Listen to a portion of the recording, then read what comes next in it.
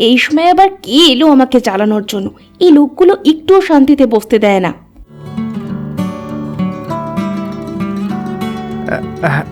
নমস্কার ম্যাডাম। হ্যাঁ নমস্কার, বলুন। এই পাশের ফ্ল্যাটে লক্ষ্মী ম্যাডাম আছে না?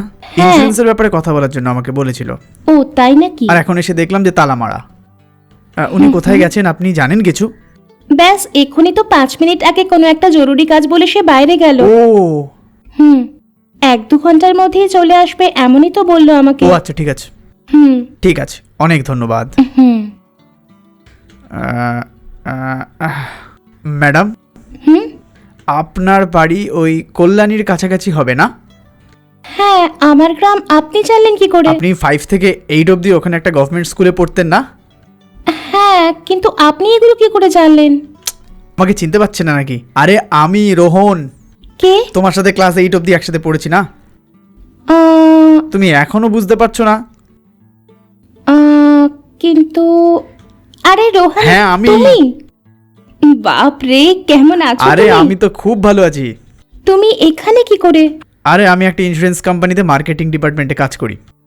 ছোটবেলার বন্ধুকে এরকম ভাবে বাইরে দাঁড় করিয়ে তুমি কথা বলবে নাকি? আরে ইয়ার, ভেতরে আসতেও বলবে না নাকি? সরি রোহন, চলো ভেতরে এসো। আরে বসো তো। চলো প্রথমে বলো কি নেবে, চা না কফি? যা কিছু চলবে, তোমার মন যা চাইছে তাই খাবো। ঠিক আছে, আমি এক্ষুনি নিয়ে আসছি। এই নাও তোমার ও চা। Thank you. ওয়েলকাম।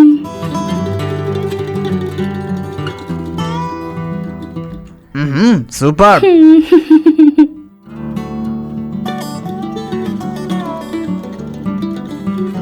আর কি আমি তো চলছে বললাম আজকাল? তোমাকে একটা ইন্স্যুরেন্স কোম্পানিতে কাজ করছি। আজ একটা মিটিং ছিল, ভাবলাম ক্লায়েন্টের সাথে মিট করি।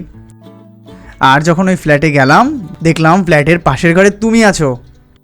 ভেবেছিলাম তুমি কোনো ভালো কিছু করে ফেলবে, এখন দেখছি তুমি একটা হাউস ওয়াইফ হয়েছো। হ্যাঁ রোহান, স্কুলের পর যখন বাড়িতে বসেছিলাম তখন আমার বিয়ে হয়ে যায়। আমার হাজবেন্ড অনেকটাই বয়স্ক, বুড়ো লোকের সাথে আমাকে বিয়ে দিয়ে দিয়েছে বাড়ির লোকেরা। জীবনটা তো একরকম শেষই হয়ে গেছে। না না, এরকম বলো না। স্কুলে যখন তুমি পড়তে বলতে যে আমি বড় হয়ে একটা ভালো ডাক্তার হব।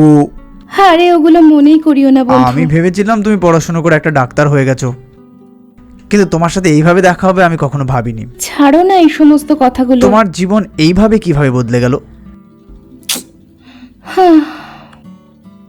জীবনে আমরা সবাই অনেক বড় হতে চাই, কিন্তু ওই সবগুলো কি আমরা পাই? আমার 2টো মেয়ে আছে এখন, আর ওটাই আমার জীবন। আর আমার জীবন এরকমই চলছে। ঠিক আছে, আমি তাহলে আসলাম।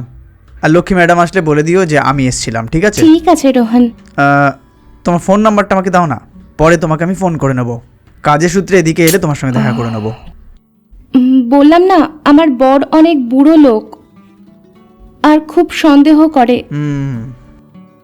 এই জন্য তুমি বাড়িতে এসো না।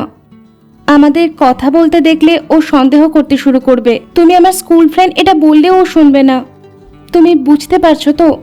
তারপর আমার জীবনে কোনো শান্তিই থাকবে না। তুমি জীবনে খুশি নেই এটা আমি প্রথমেই বুঝে গেছিলাম। ঠিক আছে, কি করব, চললাম। হ্যাঁ ঠিক আছে।